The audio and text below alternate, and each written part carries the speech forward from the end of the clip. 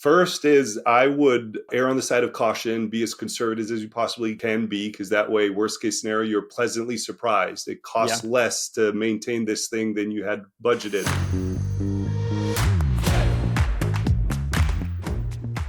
Hey everyone, welcome to another episode of The Remote Investor. I'm Michael Album, and today joining me is a very old friend, special guest, Nathan Murith. He's an investor, he's got a full-time technology job, entrepreneur, among many other things. So we are going to be hearing from him what it takes to get started and do this whole investing thing while having a full-time job. So let's get into it. Nathan, what's up, man? Great to see you. Hey, Michael. Thanks for having me. How you doing? I'm doing good, man. I'm doing good. It's been a whirlwind. We just finished our remodel on our house on Friday and had a baby shower for my wife on Saturday. So it's just been talk about getting down to the wire, skin of our teeth, but we made it happen. That's the important thing. But the baby's not here yet. So it's actually not that crazy yet, as you will see once the baby shows up. Just enjoy those quiet times of yours. That's true. We will do our best. Well, man, you and me go way back, I think 5 years, maybe 6 years now. Yeah. So I obviously know you, but for those of our listeners who don't, give us the quick and dirty who you are, where you come from, and what are you doing in real estate today? Quick and dirty, born and raised in Switzerland and grew up working on a farm, actually. Then I turned into a ski instructor for a few years before I decided to go to college and grad school in software engineering and, just information technology in general, which led me to move into the U.S., starting a tech company in New York, selling that, working in technology out of New York for about 10 years.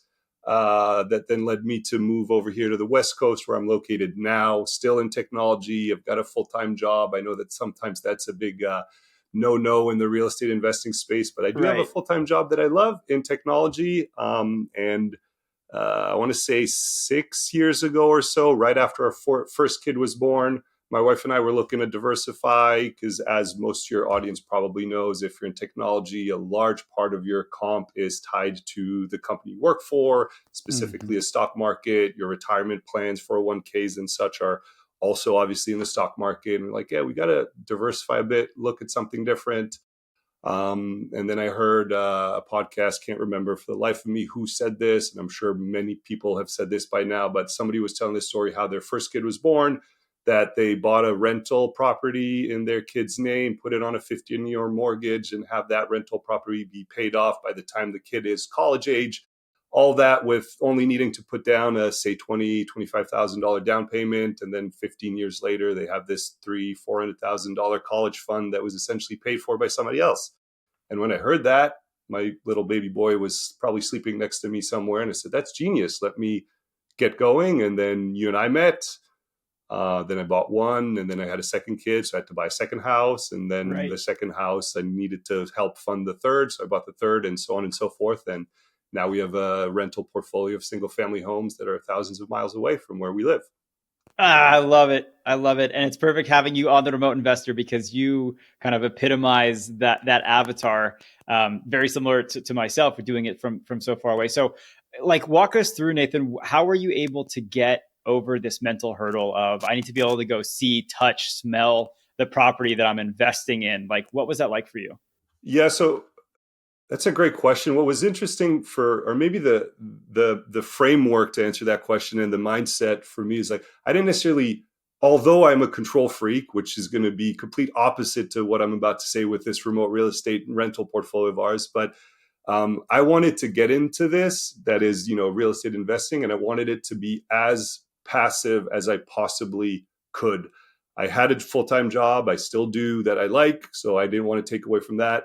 At the time, I was the new father, husband. I had hobbies, all these things that I did not want to take away from. So I kind of used that as the foundation and kind of my constraint box, my binding box. And okay, how can I still make this work within these constraints and within this box of mine? And that just led me to, thinking about this particular problem as even if the house were the house next door to mine right here, I would not want to manage it anyway. I don't want it to take away from my family time, husband and wife time, work time, hobby time, whatever it may be. So I was never planning on being the guy to go tour the property so they could get a new tenant in there, sign documents, fix toilets, take out trash, whatever the horror stories people keep talking about or worried Yeah. about with real estate rentals. So it's like, with that kind of mindset, whether the house is next door, 3 miles away, or 1,000 miles away, it makes no difference at that point.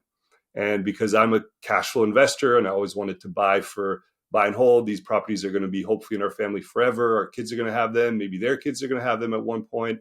And we were interested in cash flow not working around us in the Bay Area here, or not easily, maybe is a better way to say it, not easily, work around here. We just decided to go elsewhere. And that's how Yeah. we got started, basically.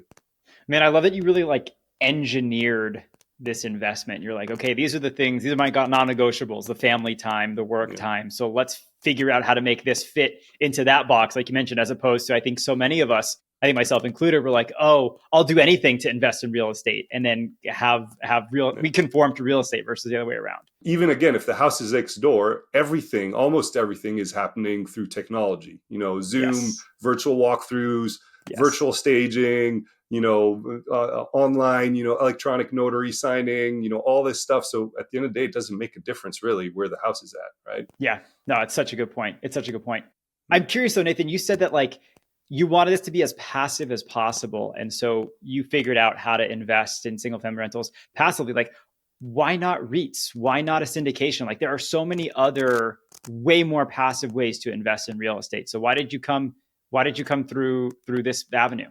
Yeah, the biggest reason for me is which I mentioned earlier, is because I wanted control. I wanted control of the asset, which I did not have in my stock market investments. Other than, yes, of course, somebody's going to roast me in the comments for saying you can pick your stock. Of course, Yeah. you can, but I can't control what the company's doing, right? Right. To make sure my stock values. I can't really control what's in my 401k. Similarly, to me, a syndication or a REIT is pretty much the same thing. Yes, you can pick the REIT. Yes, you can pick the syndication and decide if you want to go into that building in that market or not. But you're not the one operating that building. You're not the one operating that asset. You're not the one deciding, what are my tenant requirements to put a tenant in here? What are my, do I want to rehab this or not? Is it, market rent or not? All these decisions you really don't have, unless you're the general partner, right, in these larger, REITs or syndications. So for me, it was the ability to have control. I think there's also the reality. This is maybe the hindsight 2020 answer, but I think also when getting started, I think buying a single family, bed through two bath, carport, garage, basement, whatever, very vanilla property, right, is just also easier to understand.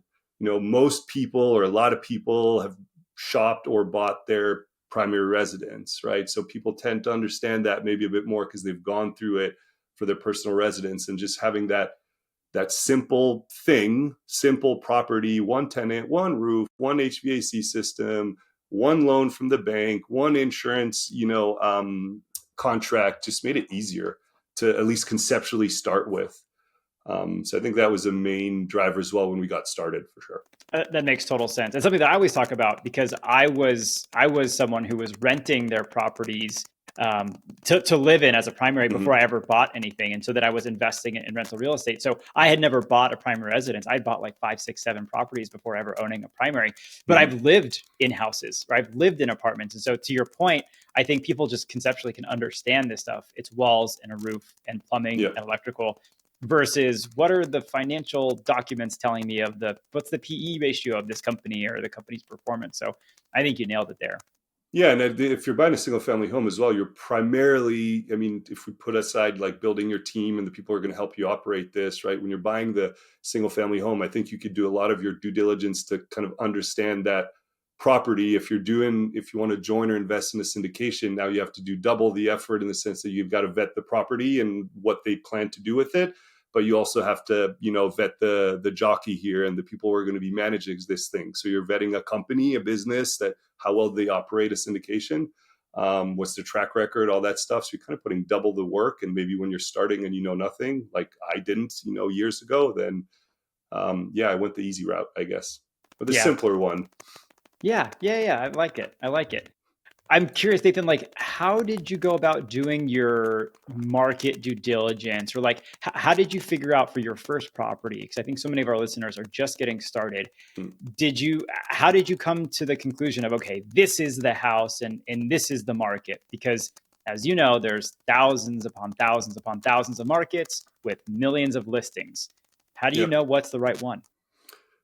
For me, it was pretty much a process of elimination because we knew going into our, and when I say we, it's always my wife and I, but when we knew going into our real estate investing journey that we wanted to do it for cash flow. We were looking at this, akin or comparing it to like a savings account. If I put, $20,000 in a savings account, what rate am I going to get? How much money is that going to give me back? And we wanted to do the same or think about it the same way for the rental portfolio. If I put $20,000 as a down payment, how much is that going to get me back? So it was really, cash flow investors, buy and hold. That was our primary driver. So with that in mind, if you want cash flow, you could pretty quickly, unless you want a full-time day job or two or three to try to find these gems and needles in a haystack on the two coasts. Generally, the two coasts are appreciation or cyclical markets, not really known for easy cash flow finding, let's say. So that eliminated the coasts. Because we're buy and hold investors, we want to give these properties to our kids and hopefully they'll pass them on to their kids, so on and so forth. We quickly eliminated all the South for kind of who knows what weather, rising tides and oceans are going to be like, weather patterns, hurricanes, tornadoes, all that stuff. Kind of in the Sun Belt is going to be, 50 years from now, no idea. Probably worse than they are today. Oceanfront property, all of it. Yeah, all day, every day, right? So we eliminated the South, and that kind of leaves the Midwest. And then when we were looking at the Midwest, like we want a large enough market, doing air quotes here, but a large enough city so that there was diverse employment, diverse employers, diverse tenant pool, diverse enough like options for your team. So property managers, not just the one property manager in the market, but several that you could pick from and move to if it didn't work out for whatever reason. Same for contractors, same for, lenders, insurance brokers, and all of that. So that kind of narrows it down pretty quickly as well. If you want, say, a city of or a market of, 500,000 people or more, it narrows it down even more. And then at the time,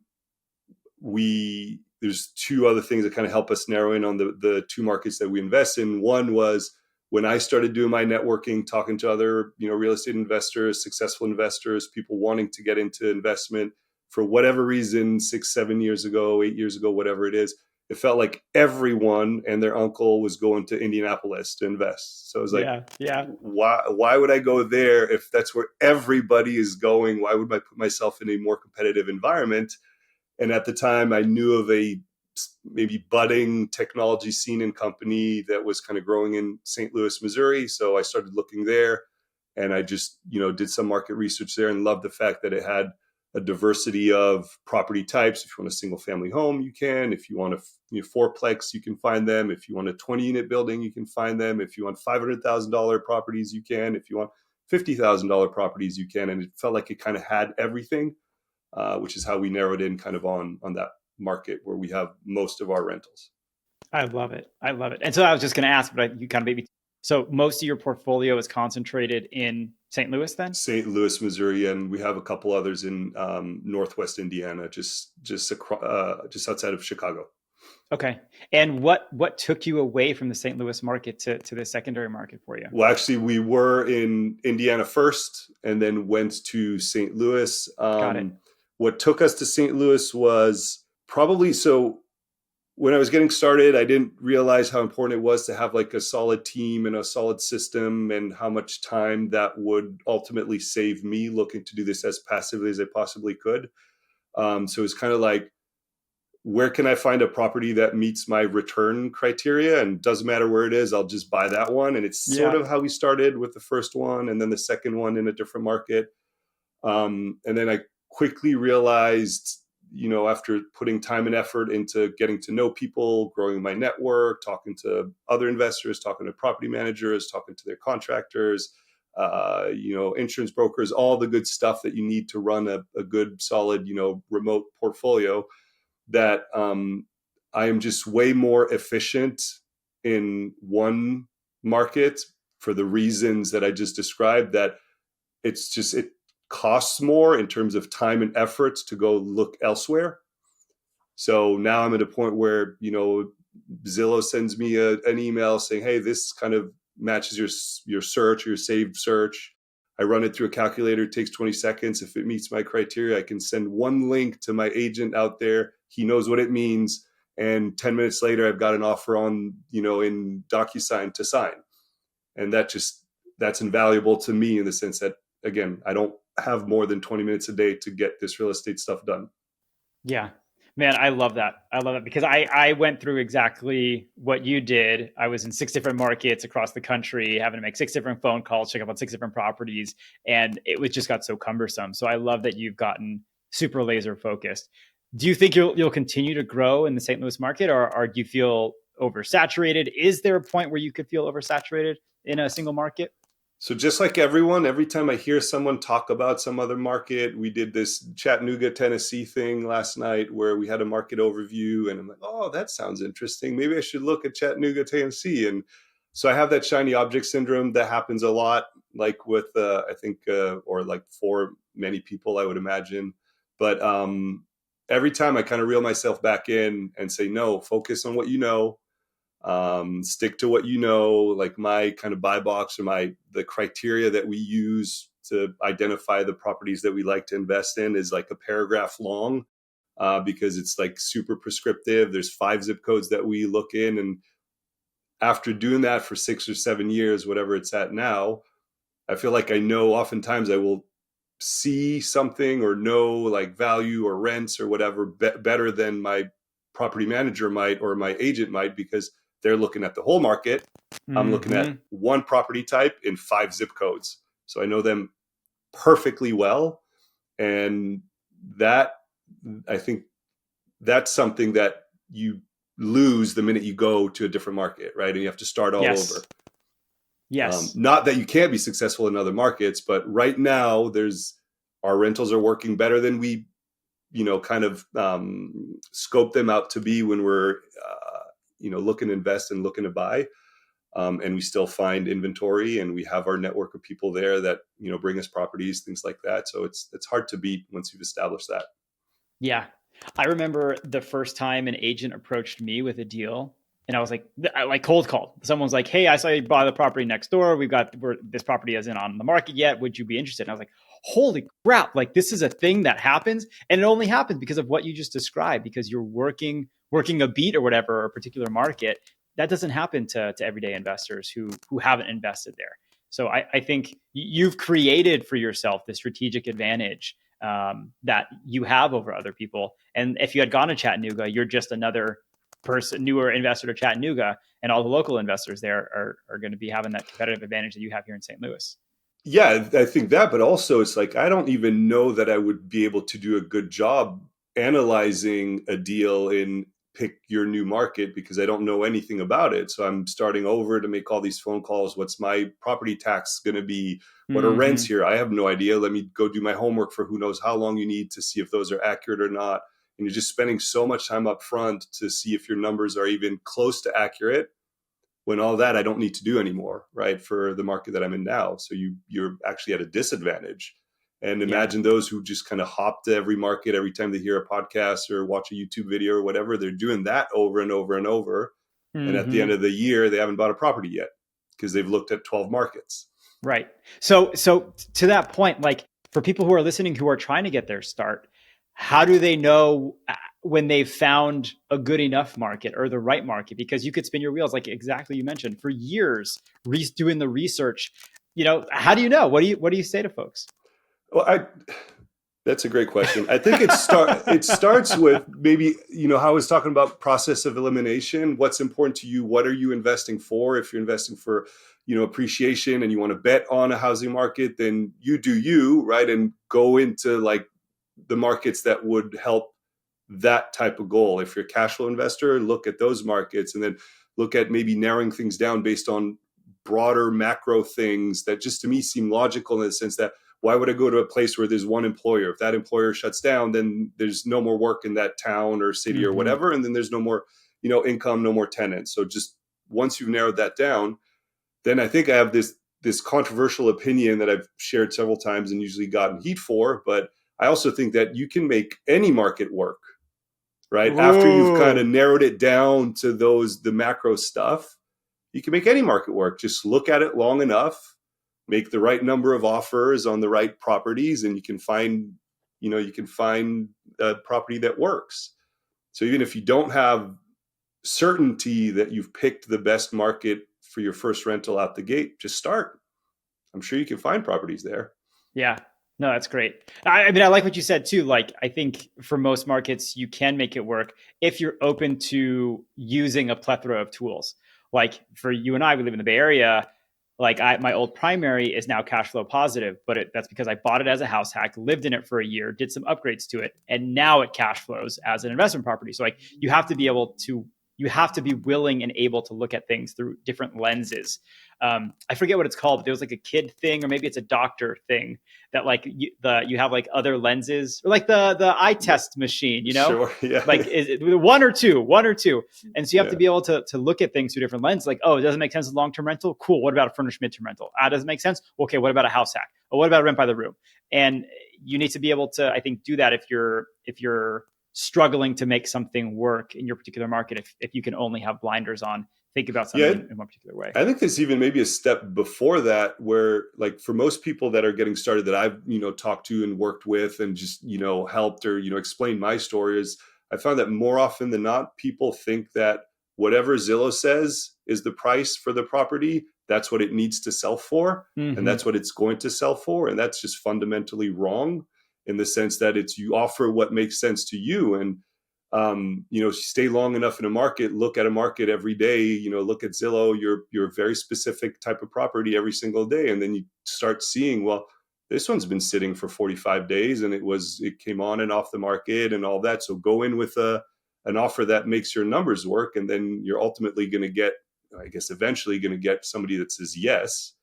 And then all of a sudden you've got a property that cash flows in this market, right? And you can find that without necessarily needing to go to what are some other alternative, creative solutions, whether it be on the financing side, midterm rentals, short-term rentals, hospitality, you name it. Yeah. No, I think that makes a lot of sense. I think a lot of newer investors too, like put out an offer on a property, get rejected, and then are kind of get gun shy, got punched a little bit. Like, oh, I don't want to do this. But it's like every time you get a no, it's cliche, but then you're closer to a yes, right? And then this is totally a numbers game. So I think for those of our listeners who are just getting started, you have to be willing to hear no many times before potentially getting to a yes. I think last year we submitted 50 offers, got maybe 6 under contract, so 6 yeses essentially, to ultimately convert to 1 rental addition to our portfolio. Yeah.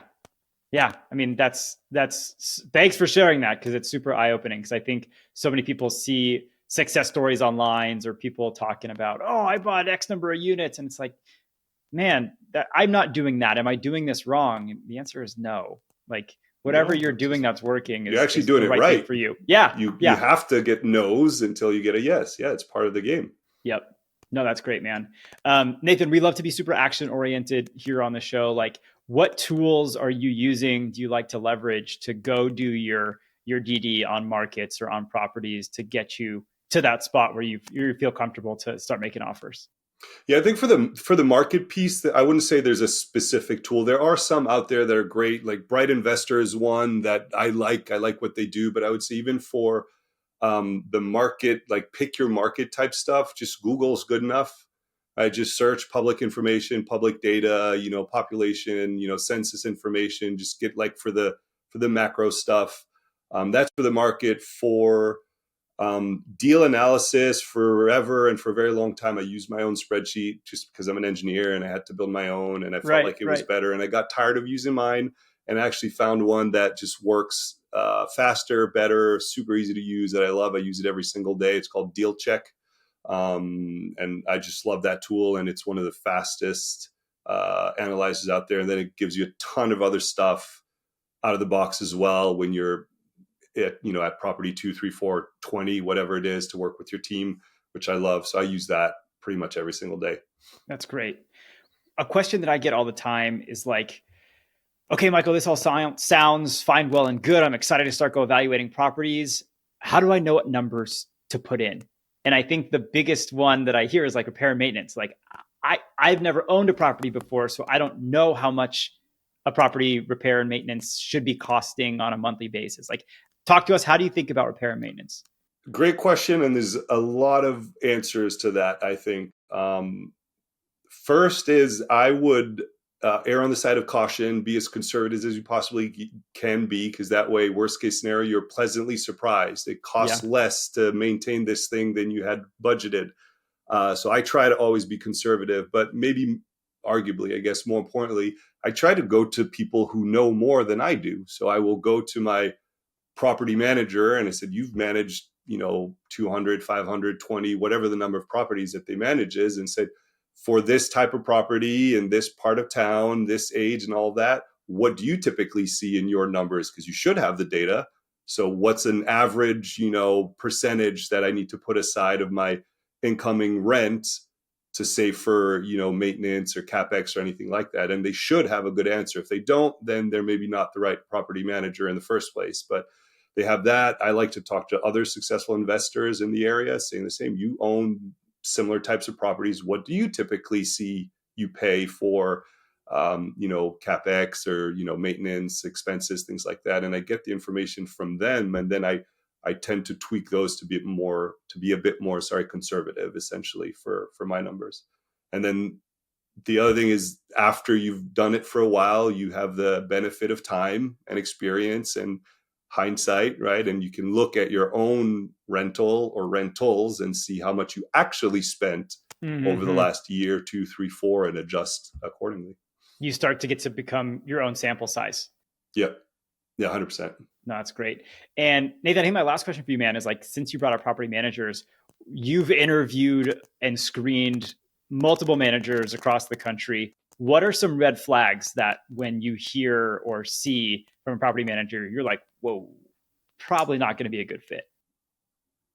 Well, it starts with, before you even talk to a property manager, the first step that I took was network with other successful investors to ask them, who do you use as a property manager? Yeah. Who do you recommend? And kind of ignore the Yelps and Googles of the world, Thumbtacks and all that, but talk to other successful investors who are actually using these service providers. Once I get a list like that, I then go and interview them. And some of the red flags typically is like, if the property manager doesn't have time to talk to you because you're, say, new and you don't really know what you're doing or talking about, and they don't have the time or patience to kind of sit with you, walk you through what it's all about and how they work and how they, what their cost structure is and all that stuff, then I would run away, because then they're not the right one for you. And then the other, I don't know so much if it's a red flag or not, but when doing your due diligence, when I was interviewing property managers, I would want to make sure I'm talking to property managers who actually manage the same type of properties that I'm looking to invest in. Because if I'm talking to a property manager that only manages 300 unit buildings, or only does Section 8 or whatever, and I'm looking to do, duplexes, or in my case, single family homes, is I want to make sure they have a track record of managing what I'm looking to invest in.